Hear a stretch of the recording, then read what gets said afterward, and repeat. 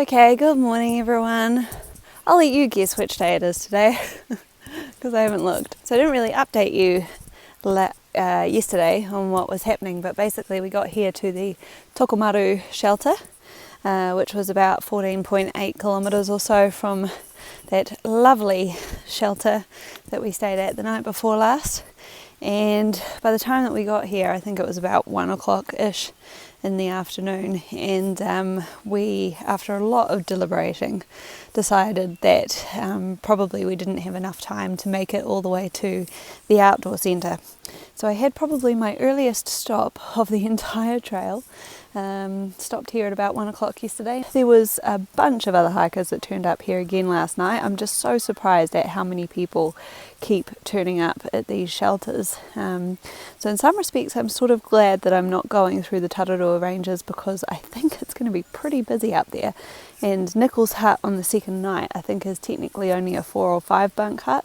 Apparently they can squeeze as much as 10 people in there, and 10 people have been squeezed in there. But yeah, at the moment, like, there's just going to be such an influx of people going through the Tararuas that I'm pretty okay with not going. So it's about 8:15 at the moment, and we're going to set off very shortly to the outdoor centre. There's a little bit of climbing, a little bit of descending today. I'm not really looking forward to it at all, but I can console myself with the knowledge that this is the last forest section of the trail that I will have to complete this year, and hopefully just try and enjoy it a little bit without going sliding down any slopes. That would be amazing. And just spent the afternoon lounging around, listening to my audiobook, trying to update my journal, but I'm just not feeling inspired with that at the moment. There was a bunch of other hikers that turned up here again last night. I'm just so surprised at how many people keep turning up at these shelters. So in some respects I'm sort of glad that I'm not going through the Tararua Ranges, because I think it's going to be pretty busy up there. And Nichols' hut on the second night I think is technically only a 4 or 5 bunk hut. Apparently they can squeeze as much as 10 people in there, and 10 people have been squeezed in there. But yeah, at the moment, like, there's just going to be such an influx of people going through the Tararuas that I'm pretty okay with not going. So it's about 8:15 at the moment, and we're going to set off very shortly to the outdoor centre. There's a little bit of climbing, a little bit of descending today. I'm not really looking forward to it at all, but I can console myself with the knowledge that this is the last forest section of the trail that I will have to complete this year, and hopefully just try and enjoy it a little bit without going sliding down any slopes. That would be amazing.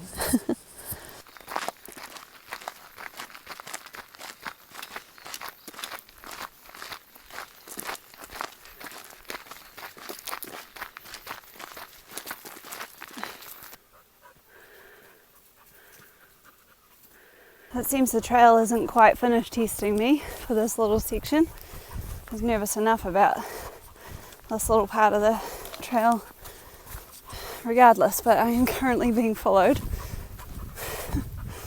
by this girl here who came upon not 300 metres after the shelter. At first I thought she'd just take a little bit of an interest in us and then basically leave us be, but I get the impression that she's either been abandoned or she is lost. She's run away from her master, because she seems to be very clingy, definitely exhausted. I mean, she's obviously a hunting dog. She's limping, so she's obviously been injured at some point before as well. It's always me though. Problem is, there's not an awful lot I can do because we have no cell phone service. I have very limited reception on my GPS, and even if I could call animal control, there's not an awful lot of places that they can come into to get her. So we're faced with doing 17 kilometres today with this dog in tow.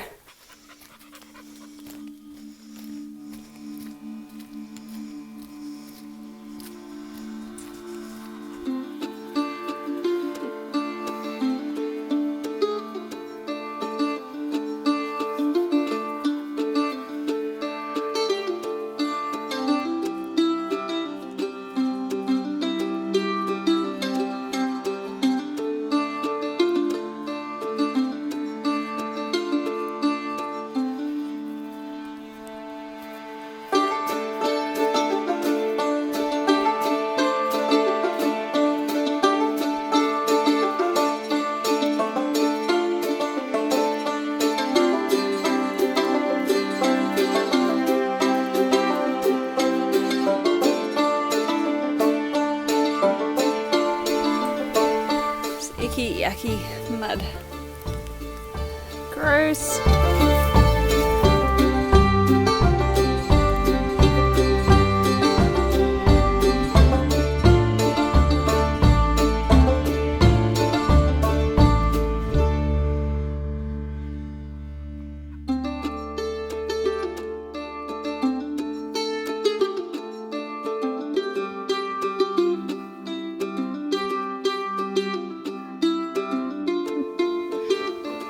This is what happens when a bunch of hikers get into cell phone coverage. The dog's pretty happy.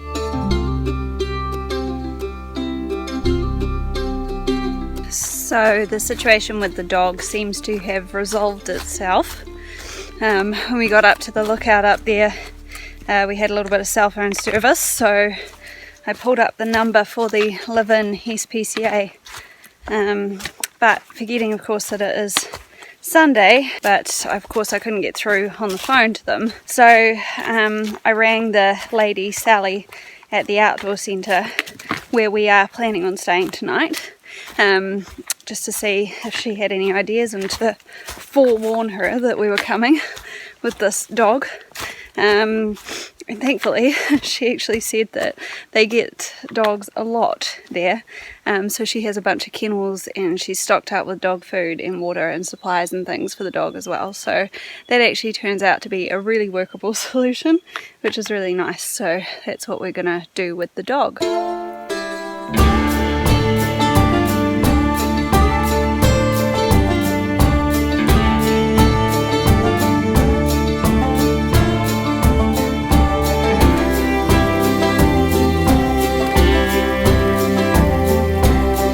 Last little section has been rather annoying actually.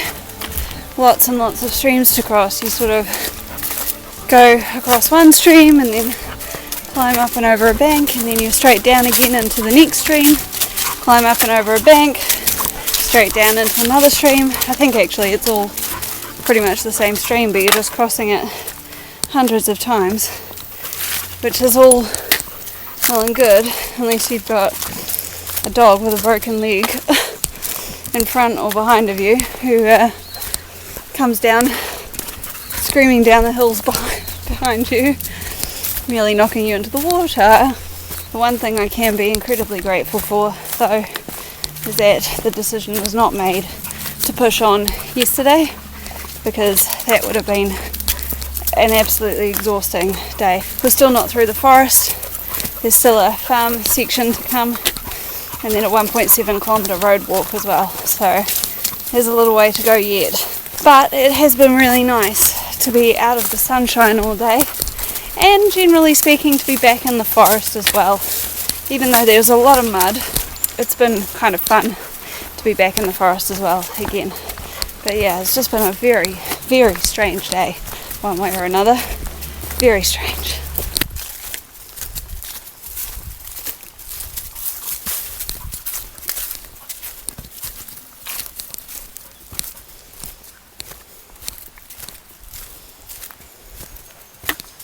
So I just had a look, and it's another 4.2 kilometres still to the outdoor centre, and we've been on the go now for 6.5 hours. So yeah, we're on track to finish this in 7.5. We did find out that the guys who left the hut yesterday at 1:30, they managed to, I think the last of them managed to make it in by 8 last night.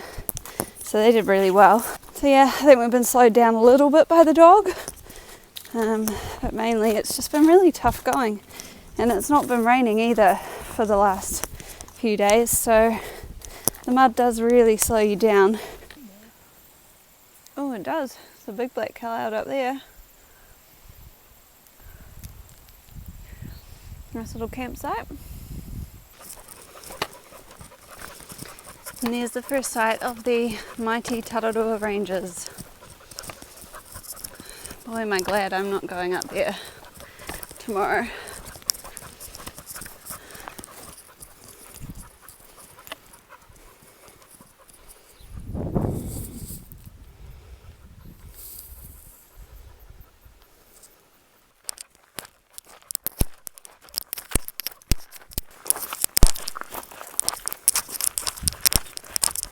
and Brittany.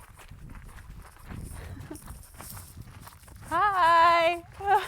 Oh, look at this. Fabulous.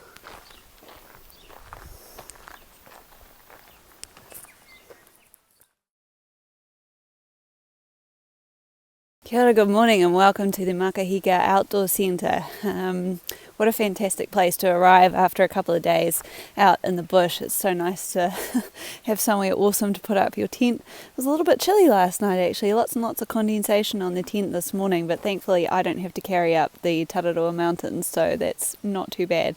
So this morning I get to go into Levin, where I'm going to have some nice breakfast because I'm absolutely craving some town food, and then I'm going to probably bus down somehow to Waikanae, where I will pick up the trail. I was originally going to go through to Otaki Forks, unless anybody has a much better idea. I did put a post up on Facebook.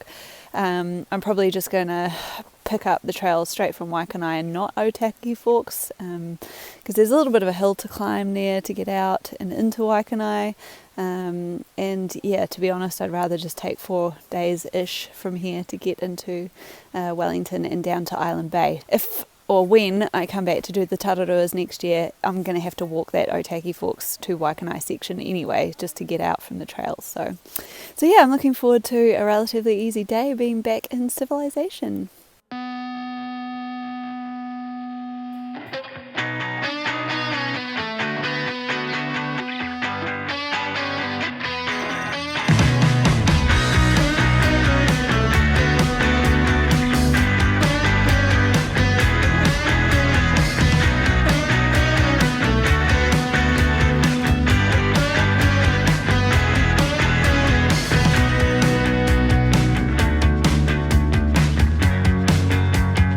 Okay, so lesson number 36 in things Te Araroa hikers do that are absolutely crazy.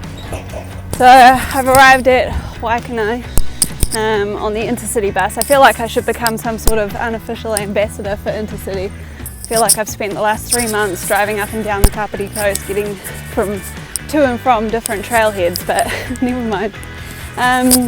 So I've actually just stood at the intersection of Elizabeth Street and Main Road in Waikanae, and looked at my map and realised that that exact waypoint is 1603.9 kilometres or something. And I thought to myself, well, it seems silly to have gotten this far and to not go and mark the 1600 kilometre mark. So I am currently walking 4 kilometres northbound to the 1600 kilometre mark so that I can mark it, and then I will walk 4 kilometres back to the point just down the road back there. Hopefully it'll be a relatively easy day, and it'll give my boots a little bit more time to soften up a little bit, and hopefully they won't cause me too many problems. Also picked up some chocolate milk, which I've been craving a little bit just lately.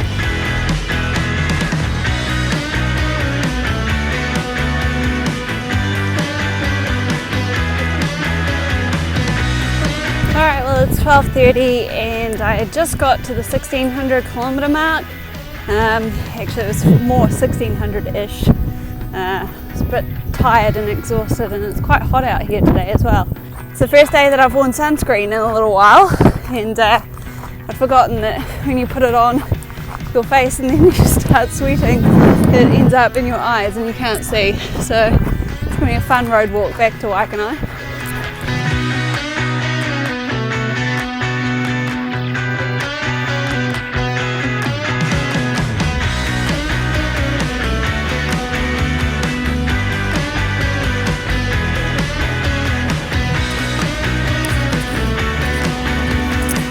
Okay, here we go, walking south out of Waikanae. Definitely back in civilization now.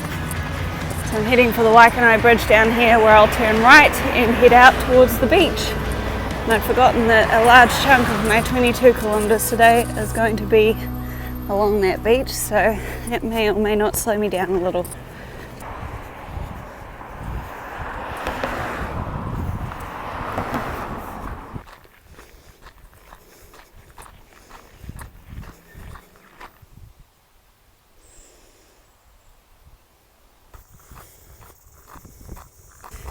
This is such a pleasant walk along the Waikanae river track or walkway right by the river. It's incredibly tempting to go and jump in the river actually, but it's getting a little late in the afternoon and I still have to walk 14 kilometres down the beach, but it just looks so beautiful over there.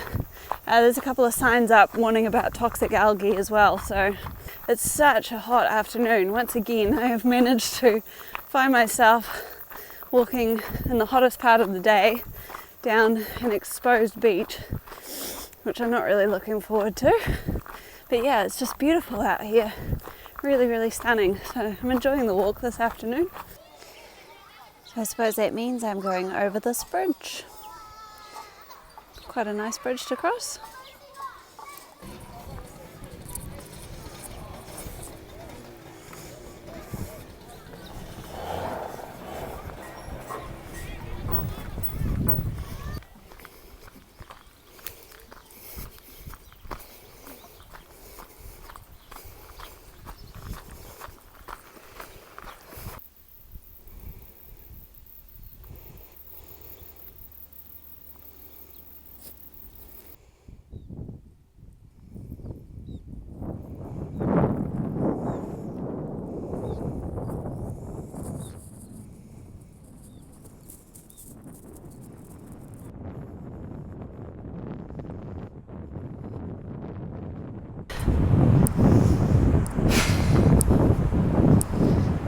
Thankfully, this is the last beach walk of the North Island, and I think the second to last beach walk of the entire trail. The other one being the final stretch into Bluff on the South Island. God, I've forgotten how much I hate beach walking. I turned the corner back there about half an hour ago and I've been walking into a headwind the entire time. And although it's not too bad, and at least I have to be thankful for the compact sand, I still got 14 kilometres of this.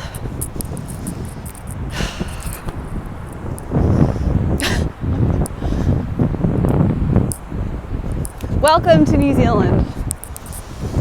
Welcome to the Araroa.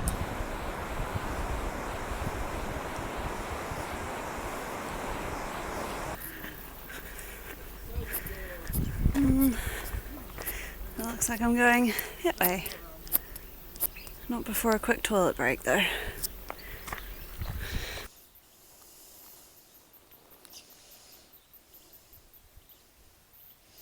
So I've just stopped here at, I think it's Raumati South Beach, and I just needed to take a quick pee break and also get my feet out of my shoes. Did I mention that I'm really missing my ultras? Of course, in the boots, I can't put on the Dirty Girl gaiters. I mean, I could, but I haven't put a little Velcro strip at the back of them down the bottom because I wasn't thinking before I left, and I didn't realise that I'd have to be swapping out to them. So because I can't wear the gaiters, obviously all the dirt and the sand from the last few days has been getting into the boots, and they've been okay with the dirt side of things. They just started getting a little bit red yesterday walking through the forest, but the sand today is playing havoc with my feet, so I've just been cleaning them out and yeah, just trying to get rid of most of the sand before I head off again. So from here it's about 6 kilometres to basically the end of Paekakariki beach, and I'll be there probably about 6:45 p.m. which will be one of the latest arrivals I think I've had into a camp at the end of the day. It's taken me quite a long while. By the time I get there today I'll have done 30 kilometres one way or another, what with the 8 kilometres that I started out with. So I'm not too sure yet whether I'm going to be staying at the holiday park or if I'll be staying with my friend again who lives in Paraparaumu. I don't really mind either way, to be honest. I'm going to go and carry on walking now. It's a little less hot now, especially walking along by the beach, but I'm still pretty stinky and gross. My foot is pretty sore. It's going to be a bit of a hobble into Paekakariki. just rubbing raw. Of course I could stop and put a plaster on it or some tape, but I'm too tired and too lazy to do that, so I'm probably just going to rub my foot raw instead. Plus I have to try and make a 7 o'clock train to get to my friend's house, hopefully to stay there with her, so if at all possible I'd like to do that.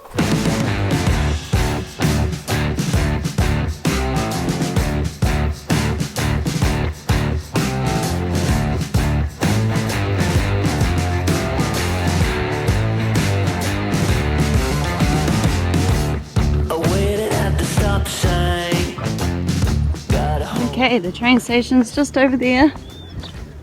I've still got to walk down this hill. I've got plenty of time, but my feet are protesting. Can't wait to get out of these boots. But I reached Paekakariki, so this is where I will pick up the trail again from tomorrow. I wasn't expecting to see a sign for the Te Araroa here.